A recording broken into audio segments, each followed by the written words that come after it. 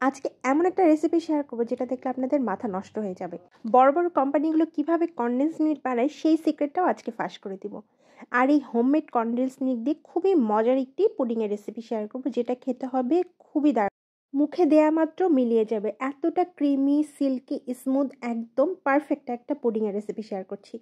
Condense milk বানানোর জন্য আমি একটা ব্লেন্ডার জারে 2/3 কাপ চিনি নিয়ে নিচ্ছি। চিনিগুলোকে ভালোভাবে গুঁড়ো করে নেব। চিনিগুলোকে একদম গুঁড়ো করে নিয়েছি। এখন এর মধ্যে দিয়ে দেবো গুঁড়ো দুধ 2/3 কাপ। যে পরিমাণ চিনি নেব ঠিক সম পরিমাণ গুঁড়ো দুধ। আর ঘি দিয়ে দিব 2 চা চামচ। ঘির পরিবর্তে বাটার ইউজ করতে পারেন।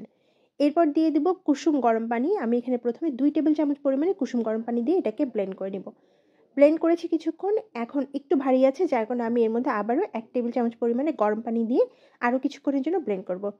তৈরি হয়ে গেছে আমাদের ইনস্ট্যান্ট কনডেন্স মিল্ক। আর এই কনডেন্স মিল্কটা প্রথম অবস্থায় একটু পাতলা থাকবে। আপনি যখন এটা ফ্রিজে রেখে দিবেন সেট করার জন্য, তখন পুরোপুরি এটা একদম বাইরে কেনা সেই কনডেন্স মিল্কের মতোই হবে। এই কনডেন্স মিল্কটার টেস্ট একদম হুবহু দোকানের মতো। এখন পুডিংয়ের রেসিপিতে চলে যাই। এর জন্য আমি মাঝারি সাইজে 4টা ডিম নিয়েছি। ডিমগুলোকে ব্লেন্ডারে জারে দিয়ে দিলাম। খুব সামান্য একটু লবণ দিয়ে দিলাম। এরপর দিয়ে দিচ্ছি homemade condensed milk. Condensed milk আমি যে পরিমাণ বানিয়েছি পুরোটা এখানে দিয়ে দিচ্ছি।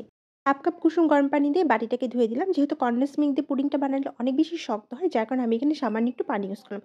ছোটো সাইজে একটা দারচিনি আর 2টো এলাচ একটু ভেজে গুঁড়ো করে নিয়ে 1 চামচ পরিমাণে পুডিংয়ের মধ্যে দিয়ে দিলাম। এরপর এগুলোকে ব্লেন্ড করে নিয়েছি। মিষ্টি কিছুটা কম হয়, 1/2 টেবিল চামচ চিনি দিয়ে আবারও কিছুক্ষণ ব্লেন্ড করে নেব।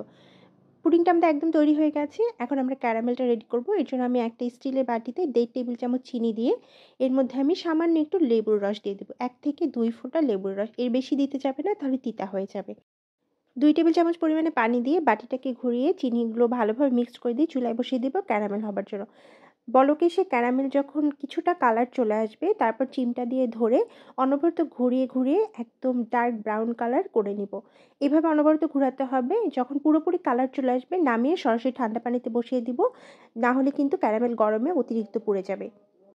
ক্যারামেল পুরোপুরি ঠান্ডা হবার পর পুডিংয়ের মিশ্রণ ছেঁকে এর মধ্যে দিয়ে দিচ্ছি। এরপর এখানে 1/2 চা চামচ পরিমাণে ঘি দিয়ে দিব। আজকের পুডিংটা আমি ইলেকট্রিক ওভেনে বানাবো। আমি নিজেও ফার্স্ট টাইম ইলেকট্রিক ওভেনে বানাচ্ছি। আর কেমন হয় সেই এক্সপিরিয়েন্সটাও আজকে আপনাদের সাথে আমি শেয়ার করছি। ইলেকট্রিক ওভেনে 200 ডিগ্রি সেলসিয়াসে 50 মিনিটের মতো বেক করব। আগে থেকে ওভেনের ভিতরে আমি ট্রেটা বসিয়ে রেখেছি।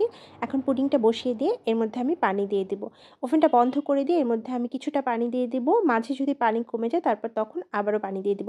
50 মিনিটের মতো বেক করব। আর 50 মিনিট বেক করার পর মাঝে একটা কাঠি দিয়ে চেক করে দেখেছি। যখন দেখেছি ভিতর থেকে হয়ে গেছে, বের করে নিয়ে ঠান্ডা করে তবেই আমি ফ্রিজে রেখে দিচ্ছি 1 ঘন্টার জন্য। এতে করে পুডিংটা একদম শক্ত হয়ে যাবে।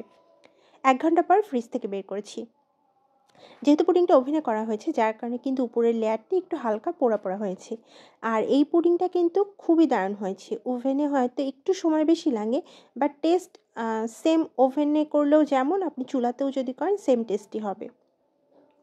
পুডিং মোল্ড আউট করার আগে অবশ্যই কিন্তু 1 থেকে 2 ঘন্টা ফ্রিজে রেখে তবেই মোল্ড আউট করবেন, না হলে কিন্তু গরম অবস্থায় মোল্ড আউট করতে গেলে ভেঙে যাবে। আর এই পুডিংটা এত সুন্দর ক্রিমি ছিল, মানে মুখে দেওয়া মাত্র জাস্ট মেল্ট হয়ে যাচ্ছিল। পুরো ক্রিমি সিল্কি স্মুথ ভেলভেটি একটা পুডিং, টেস্ট জাস্ট অসাধারণ। হোমমেড এই কনডেন্স মিল্ক আপনি কিন্তু যে কোনো ডেজার্ট আইটেমে দিতে পারবেন। আর এই কনডেন্স মিল্ক দিয়ে যে কোনো ডেজার্ট আইটেম কাউকে বানিয়ে খাওয়ালে কেউ বুঝতেই পারবে না এটা বাসায় বানানো কনডেন্স মিল্ক। আমার রেসিপি হুবহু ফলো করলে আপনি এরকম পারফেক্ট পুডিং বানাতে পারবেন। আল্লাহ হাফিজ।